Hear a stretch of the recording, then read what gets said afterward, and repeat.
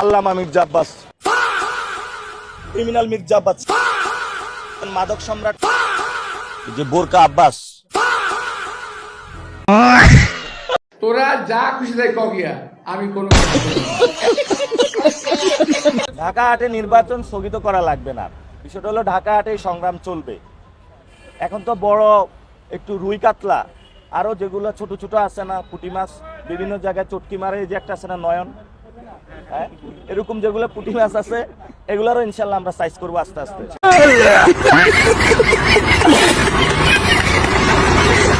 যদি গডফাদার খুঁজতে যান তাহলে একজন ব্যক্তিকে খুঁজে পাবেন যে দেশে নামছে হলে বেল্ট পরে ইন করে এখন ইন খুলে গেছে, এখন জনগণের কাছে গেছে। তো জনগণকে ফেস করুক তারা, ইনশাল্লাহ বাংলাদেশ পরিবর্তন হবে।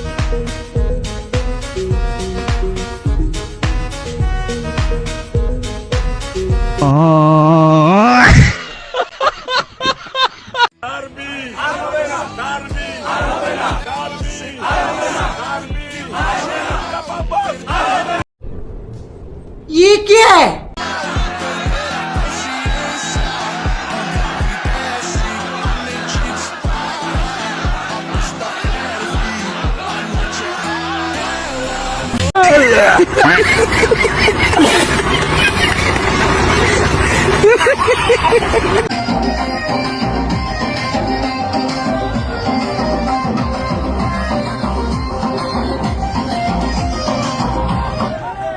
নাসিরুদ্দিন পাটোয়ারি আপনাকে নিয়ে অনেক কথা বলছে। আমি চিনি না, আমি চিনি ভাই, আমি চিনি না ওরে, না আপনাকে নিয়ে অনেক আমি চিনি, আমি ওর কাউকে চিনি না। ঠিক আছে, ওরে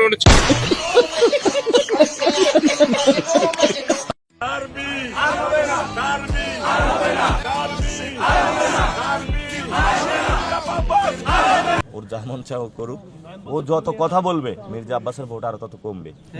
ঠিক আছে, নয়ন যত কথা বলবে মির্জা আব্বাসের ভোট কমবে। মির্জা আব্বাস যদি ভালো কিছু চায় সে নয়নকে চুপ করাবে। জি, নয়নকে বলবো নয়ন তুমি ভালো হয়ে যাও।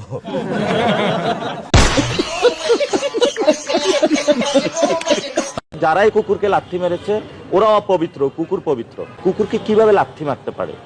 এই জন্য আমি ওই কুকুরটা যদি কোথায় আছে আমি এটা পাইলে ওই কুকুরটাকে মানে গোসল করাইতাম। এই জন্য যারা লাথি মেরেছে, যাদের কর্মী সমর্থক, তাদের চেয়ে ওই কুকুরটা অনেক ভালো। এই জন্য হলো ওই কুকুরকে হলো গোসল করানো উচিত, কারণ যারা লাথি মেরেছে তাদের থেকে এই কুকুর অপবিত্র হয়েছে। তোরা যা খুশি তাই কগিয়া, আমি কোনো কথা কমো না। এত পাগল হওয়ার কি আছে ভাই, বয়স কম।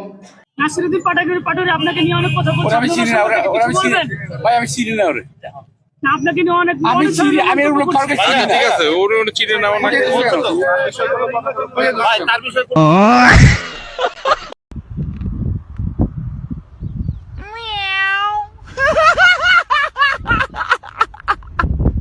Yeah.